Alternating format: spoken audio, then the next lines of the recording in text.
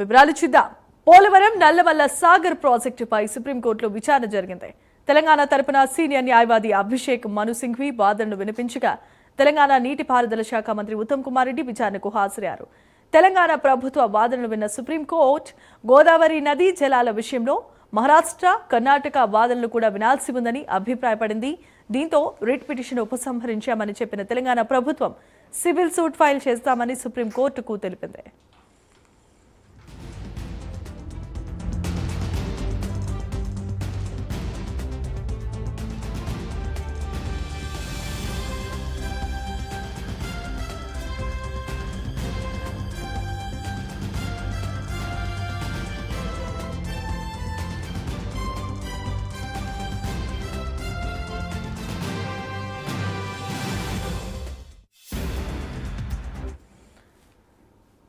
రైట్గా గోదావరి నదీ జలాల విషయానికి సంబంధించి సుప్రీంకోర్టులో విచారణ జరుగుతోంది. ఈ నేపథ్యంలో తెలంగాణ తరపు నుండి మంత్రి ఉత్తమ్ కుమార్ రెడ్డి హాజరయ్యారు.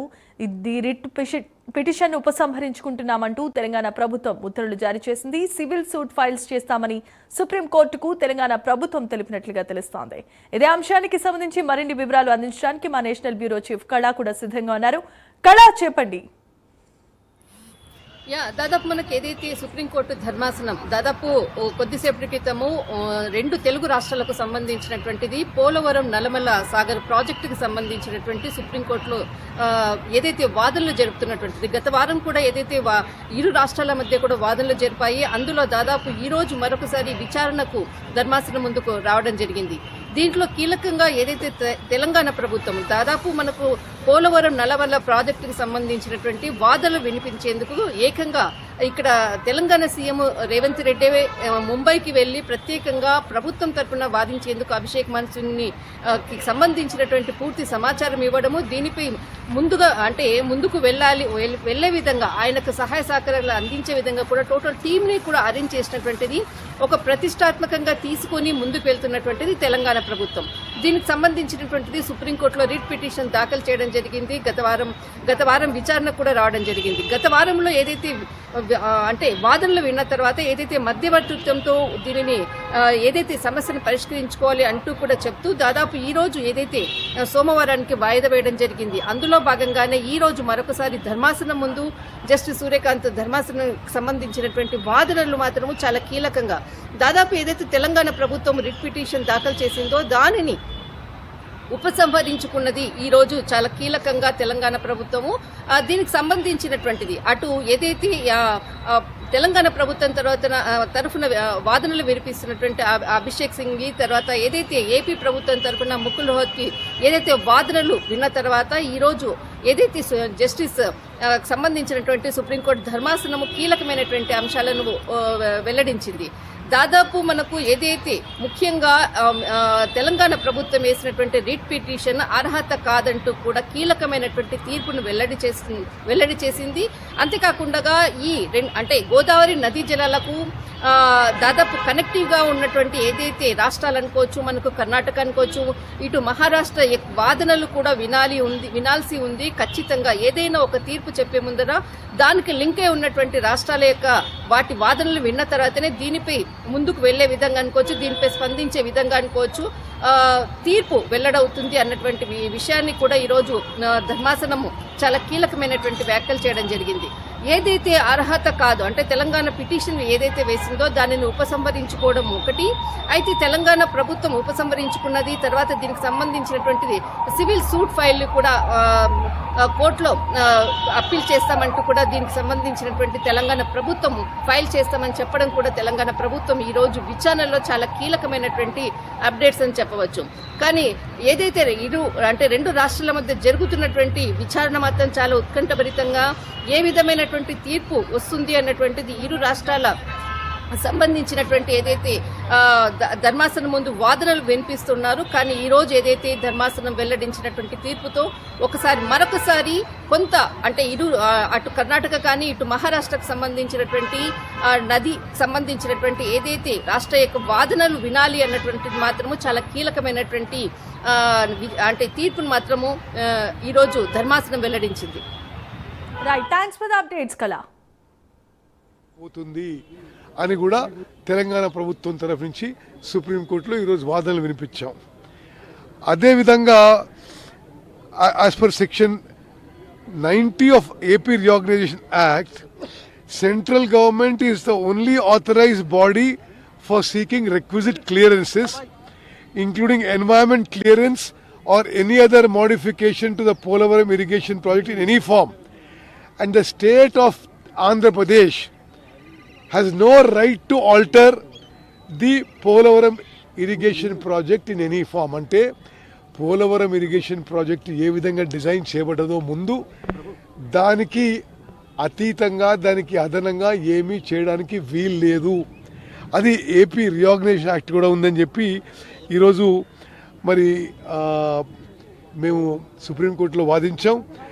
The deemed consent of Telangana to national project status is for the project status as approved by Godavari Waters Dispute Tribunal and cleared by 95th TAC of MOGS held in 2009 and cannot be taken as consent for any such unauthorized substantial expansion. అంటే పోలవరం ప్రాజెక్టుకి ఏ విధంగానైతే original ఫామ్లో ఉందో దాని వరకే అనుమతులు ఉన్నాయి. దానికి ఏమీ మోడిఫికేషన్ చేసినా ఆల్టరేషన్స్ చేసినా ఎక్స్పాన్షన్ చేసినా ఏ అనుమతులు లేవు అని చెప్పి కూడా సుప్రీంకోర్టుకి తెలియజేయడం జరిగింది. దానికి దేనికి కూడా మరి అప్రూవల్స్ లేవు, అనుమతులు లేవు, సిడబ్ల్యూసి అనుమతించలే. తెలంగాణ ప్రభుత్వం మా అబ్జెక్షన్స్ సుప్రీంకోర్టుకు తెలియజేస్తున్నాము. అదేవిధంగా సిడబ్ల్యూసి గైడ్ లైన్స్ కూడా ఈ పోలవరం నిర్మాణంలో అనేక గైడ్ లైన్స్ వయోలేట్ చేశారని చెప్పి కూడా సుప్రీంకోర్టుకి తెలంగాణ న్యాయవాది అభిషేక్ సింఘ్వి తెలియజేయడం జరిగింది. మరి ఈ విధంగా దీని మొత్తం మీకు నోటిస్తాను. ఏ వాదనలపై అభిషేక్ మను సింఘ్వి గారు మరి along with advocate general Satvik, Vora and Shravan ఈరోజు సుప్రీంకోర్టులో మా అబ్జెక్షన్స్ పోలవరం నల్లమల్ల సాగర్ ప్రాజెక్ట్కి తెలియజేశాము. సుప్రీంకోర్ట్ హెస్ అడ్వైజ్డ్ దట్ మీరు ఆర్టికల్ 32 ఆఫ్ ద కాన్స్టిట్యూషన్ కింద మా ముందుకు వచ్చారు. ఆర్టికల్ 32 బదులు మీరు ఆర్టికల్ 131 ఆఫ్ ద కాన్స్టిట్యూషన్ ఆ ఫామ్లో రండి, సూట్ ఫామ్లో రండి అని చెప్పి సుప్రీంకోర్ట్ హెస్ అడ్వైజ్డ్ us. దాని ప్రకారము మేము ఇమ్మీడియట్గా ఆర్టికల్ 131 ప్రకారం సూట్ వేసి ఈ ప్రాజెక్ట్ నిర్మాణంపై ఇంజంక్షన్ అడగబోతున్నాము. కానీ రెండు రాష్ట్రాల ముఖ్యమంత్రులు ఈ జల వివాదాలు మేము చర్చల ద్వారా పరిష్కరించుకుంటామంటున్నారు. దాని మీద ఇప్పుడు ఇద్దరు ముఖ్యమంత్రులు వారి మాటలతో అందరం ఏకీభవిస్తున్నాం. అయినా సరే వాస్తవంగా ఆ ప్రాజెక్టుకి సిడబ్ల్యూ అనుమతి లేదు, నీటి కేటాయింపు లేదు, ఏ అనుమతులు లేవు. కానీ మరి తెలంగాణ నీటి హక్కులు కాపాడుకోవడానికి మేము లీగల్ సేఫ్ గార్డ్స్ కూడా తీసుకుంటున్నాము. చాలా స్పష్టంగా తెలియజేస్తున్నా. మరి తెలంగాణలో ఉన్న కాంగ్రెస్ ప్రభుత్వం, ముఖ్యమంత్రి రేవంత్ రెడ్డి గారి నాయకత్వంలోని కాంగ్రెస్ ప్రభుత్వం గోదావరి జలాల్లో కానీ కృష్ణా నదీ జలాల్లో కానీ ప్రతి నీటి బొట్టు, ప్రతి చుక్క కాపాడుకోవడానికి, మన నీటి హక్కులు కాపాడుకోవడానికి అన్ని స్థాయిల్లో కూడా పోరాటం కొనసాగిస్తామని చెప్పి నేను మనవి చేస్తున్నాను. ఏపీ సీఎం చెప్తున్నారు తెలంగాణ గవర్నమెంట్ ఎన్ని కావాలంటే అన్ని ప్రాజెక్టులు నిర్మించుకోవచ్చు, మేమే అభ్యంతరం చెప్పట్లేదు, కాళేశ్వరం కూడా మేము చెప్పలేదు, కాబట్టి ఇప్పుడు మాకు అభ్యంతరం చెప్పొద్దు, నీళ్లు అరే సముద్రంలో కలిసే నీళ్లే కదా మేము వాడుకుంటుంది అంటున్నారు. చూడండి కృష్ణ, మరి చంద్రబాబు నాయుడు గారు మాట్లాడింది నేను చూసిన. కానీ వాస్తవంగా ఈరోజు సిడబ్ల్యూసి ముందు పాలమూరు రంగారెడ్డికి ఆంధ్రప్రదేశ్ ప్రభుత్వం అబ్జెక్షన్ చెప్తుంది. కృష్ణా నదిపై అన్ని ప్రాజెక్టులు అబ్జెక్షన్ చెప్పారు, గోదావరి నదిపై అన్ని ప్రాజెక్టులు అబ్జెక్షన్ చెప్పారు. మరి వాళ్ళు చెప్పిన దానికి చేసిన దానికి తేడా ఉందని మాత్రం స్పష్టంగా తెలియజేస్తారు.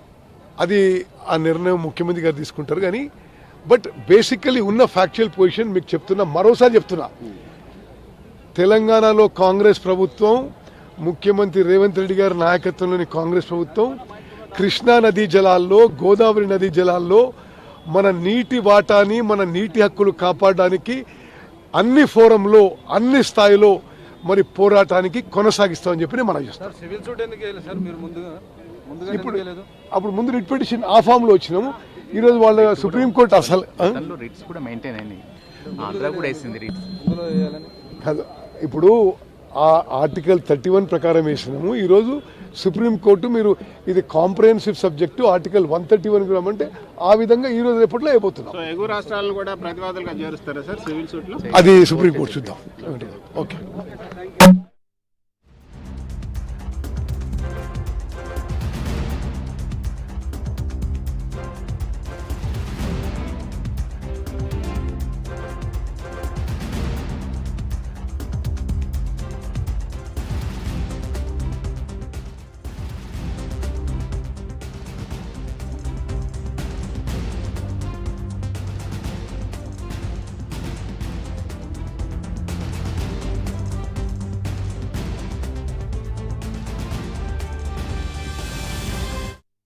ఆంధ్రప్రదేశ్ ప్రభుత్వం నిర్మిస్తున్న నిర్మాణం తలపెట్టిన నిర్మాణం చేయాలనుకుంటున్న పోలవరం నల్లమల్ల సాగర్ ప్రాజెక్టుపై తెలంగాణ ప్రభుత్వం మా అబ్జెక్షన్స్ తెలియజేస్తూ సుప్రీంకోర్టులో రిట్ పిటిషన్ దాఖలు చేయడం జరిగింది.